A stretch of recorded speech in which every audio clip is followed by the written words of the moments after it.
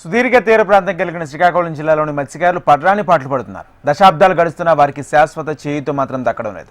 ప్రభుత్వాలు అందిస్తున్న రాయితీలు, ఆర్థిక సహాయాలు వంటివి కంటి తుడుపు చర్యగానే మిగులుతున్నాయి.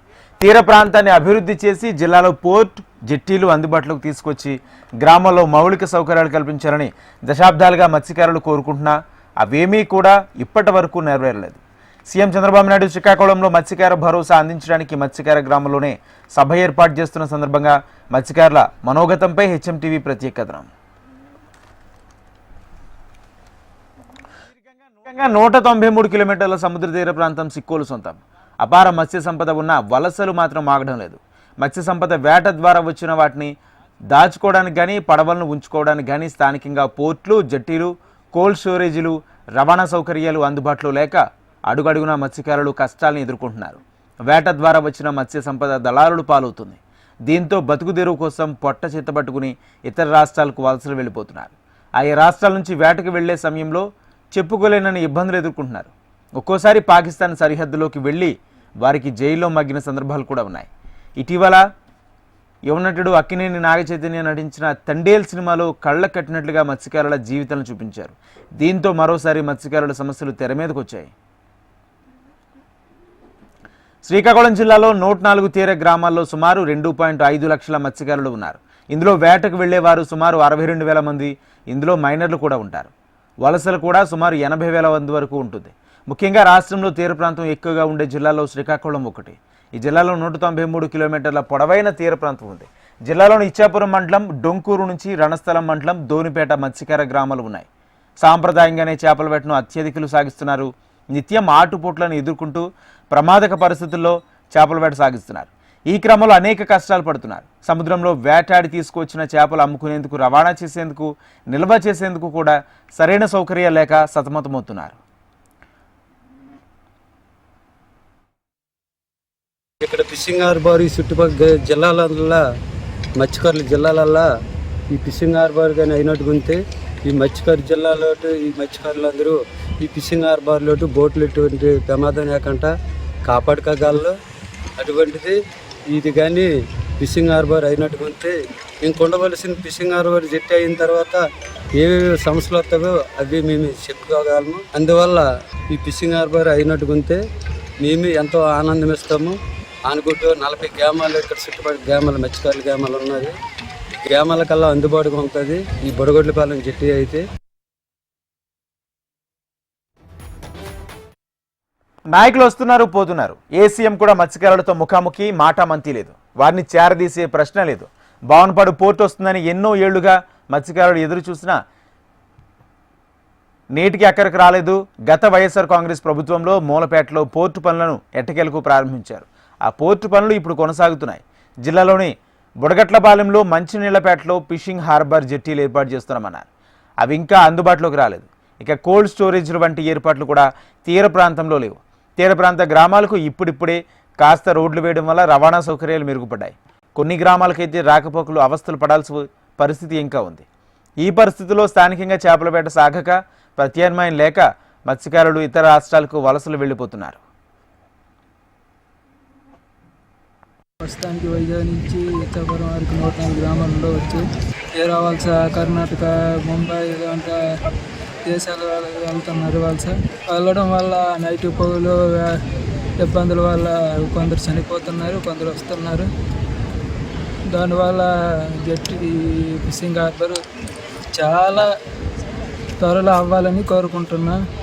లేకపోతే చాలా జనాలు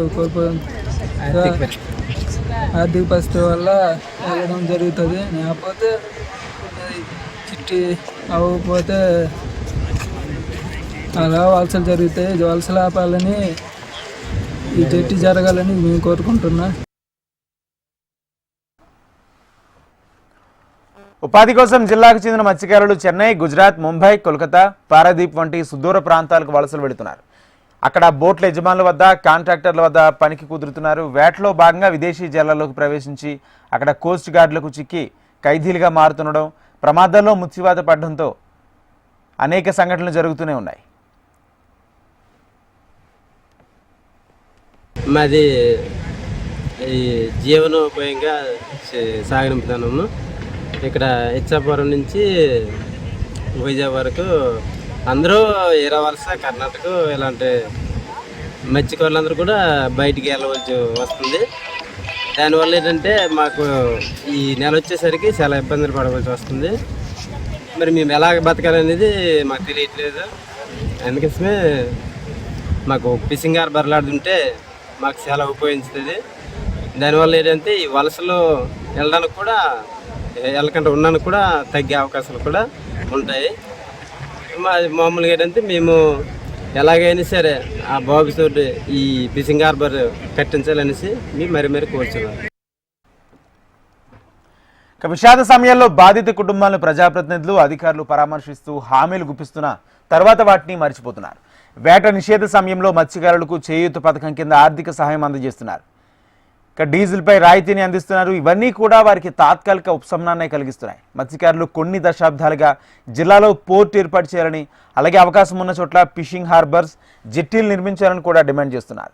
ప్రభుత్వాలు మారిన ప్రతిసారి మత్స్యకారుల నేతలు తీర ప్రాంతాన్ని అభివృద్ధి చేయాలని, స్థానికంగా మత్స్యకారులకు ఉపాధి లభించేలా సౌకర్యాలు కల్పించాలని కోరుతున్నారు. అయితే వారి కోరికలు మాత్రం అప్పటి వరకు నెరవేరలేదు. అలాగే సీఎం చంద్రబాబు డైరెక్ట్గా మత్స్యకారులతోనే భేటీకి రావడం, ఆయనే స్వయంగా వారి ఇంటికి వెళ్లడం జరిగేలా అధికారులు ప్లాన్ చేశారు. 10,000 నుండి వీరికి భరోసా 20,000కు పెంచారు. ఇప్పుడు సాంప్రదాయ బోట్లో వెళ్లేవారు 6 కాగా మెకనైజ్డ్ బోట్లో 10 మంది వెళ్తారు. వారిలో ఎంతో కొంత మేలు జరిగే అవకాశాలు ఉంటున్నాయి. రాష్ట్ర ప్రభుత్వం చేపల వేట నిషేధ సమయంలో మత్స్యకారులకు ఆసరాగా నిలిచేలా రాష్ట్ర ప్రభుత్వం మత్స్యకార భరోసా కింద 258 కోట్లు అందజేయనుంది. ఇచ్చెర్ల మండలం బుడగట్లపాలెంలో ఈ నెల 26న సీఎం చంద్రబాబు మత్స్యకార భరోసా నిధులు పంపిణీ చేయనున్నారు. దీనికి సంబంధించి రాష్ట్ర వ్యవసాయ పశుసంవర్ధక మత్స్యకార శాఖ మంత్రి కింజరాపు అచ్చెన్నాయుడు వివరాలు తెలిపారు. బుడగట్లపాలెంలో సీఎం పర్యటన ఏర్పాట్లను ఆయన పరిశీలించారు. స్థానిక ఎమ్మెల్యే నడుకుదుటి ఈశ్వరరావు, కలెక్టర్ సిప్నేల్ దినకర్ పుంజేర్, ఎస్పీ మహేశ్వరరెడ్డితో కలిసి అధికారులతో సీఎం పర్యటన ఏర్పాట్లపై చర్చించారు. ముఖ్యమంత్రి మత్స్యకారుల పార్టీ శ్రేణులతో వేర్వేరుగా సమావేశం నిర్వహించేందుకు అవసరమైన ఏర్పాట్లను పర్యవేక్షించారు. హెలిప్యాడ్, రూట్ మ్యాప్, పోలీస్ బందోబస్తు తదితర అంశాలపై సాగు సూచనలు చేశారు. సీఎం పర్యటనలో అడ్వాన్స్డ్ సెక్యూరిటీ లైజన్ నిర్వహించి ముందస్తు భద్రత కల్పించుకున్నారు. హెలిప్యాడ్ చుట్టూ బారికేడ్లు ఏర్పాటు చేశారు. సభావేదిక భద్రత, మత్స్యకారులతో ముఖాముఖి, అమ్మవారి గుడి సందర్శన తదితర చోట్ల పోలీస్ బందోబస్తు, సీసీ కెమెరాలు, కమాండ్ కంట్రోల్ రూమ్ ఏర్పాటు, ట్రాఫిక్ అంతరాయం లేకుండా చూడాలని సిబ్బందిని ఆదేశించారు. అన్ని శాఖల అధికారులు సమన్వయంతో సీఎం పర్యటన విజయవంతం చేయాలని స్పష్టం చేశారు. ఇంతవరకు ఏ సీఎం కూడా మత్స్యకార గ్రామంలోకి వచ్చి వారితో ముఖాముఖి కార్యక్రమం నిర్వహించలేదు. గతంలో సీఎం వజ్రపు కొత్తూరు మండలంలోని దీపం పథకం వచ్చి మహిళలతో ముచ్చటించి వారి కష్ట నష్టాలు అడిగి తెలుసుకున్నారు. ఇప్పుడు మత్స్యకారులు పడుతున్న ఇబ్బందులు కనుగొని రాష్ట్రంలో మత్స్యకారులకు అండగా ఉంటారని ఆశిద్దాం.